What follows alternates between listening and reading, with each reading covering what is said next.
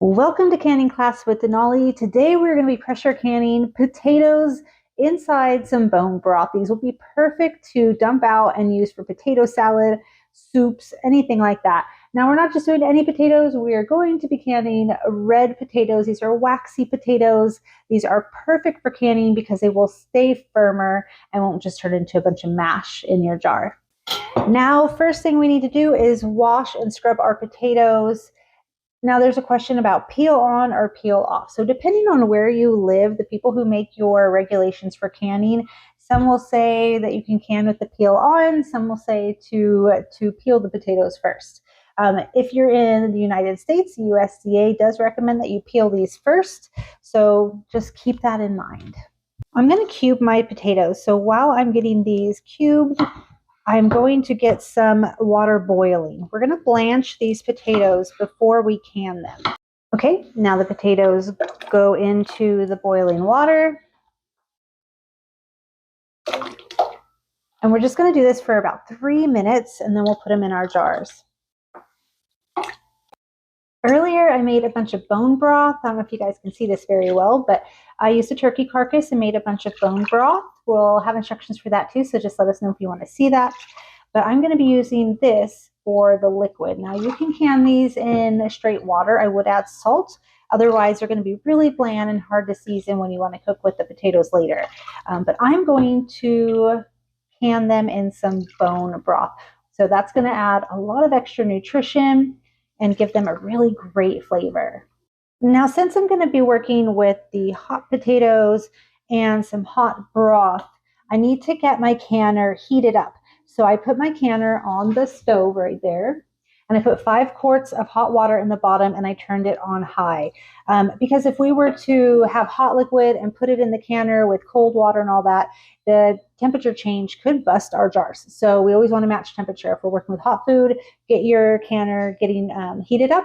And if we were working with cold liquid, if you were doing this with potatoes that were already blanched and cold and cool broth, then you could do cold water and get it up to temp after you put the jars in there. We have our potatoes. They boiled for about 3 minutes. That'll just help them. Now we're going to use a wide mouth funnel and put it into our jars. I'll fill the jars about halfway with the potatoes because we're going to add the broth as well. Look at that. Look at that beautiful color. I'm telling you, there's nothing like making your own bone broth, and it is so simple. So we're going to fill this to 1-inch headspace. And so that's going to be at the very first line right here, right under that little lip. All right.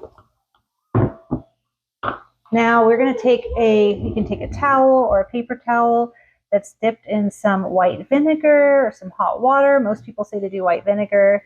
And it's just going to clean the rim because if there were to be any oils or food on there, it could prevent it from sealing correctly. It's time to add your lids and rings. Of course, I'm using Denali lids and rings. I am a Denali kitchen. I have all of their products.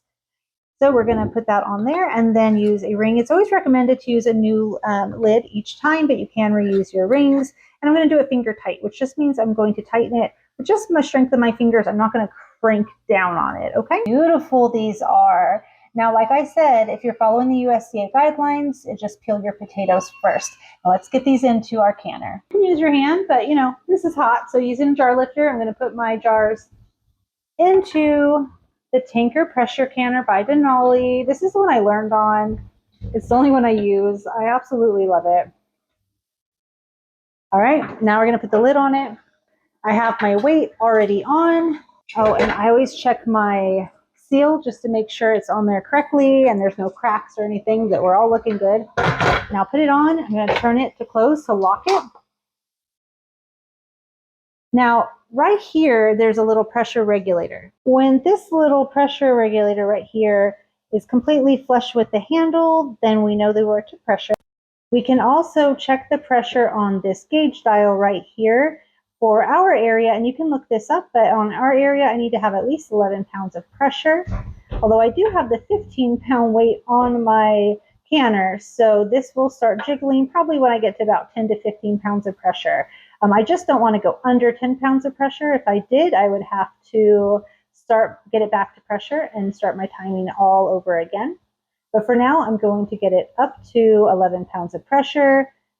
This will be flush with the handle, and this will start jiggling. And at that point, I'm going to time it for 40 minutes. Okay, so as you can see, we are now at about 15, a little over pounds of pressure. Our weight is spinning, and the pressure regulator is flush with the handle. So I turned my heat down to medium, and I just want to keep my pressure somewhere between 11 and 15-ish.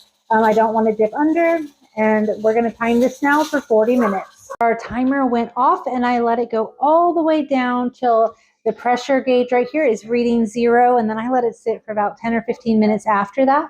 Now I'm going to remove the weight, and you'll see that little valve went all the way down. It's releasing any little extra pressure that's in there. I'm going to go ahead and open the lid away from me because there will be some steam. Okay, now using our tongs, let's go ahead and remove the jars. So now our jars are out and they are very hot. We're going to let these sit for 12 to 24 hours. And then I'm going to go ahead and remove the ring at that point and test the seal on the lid.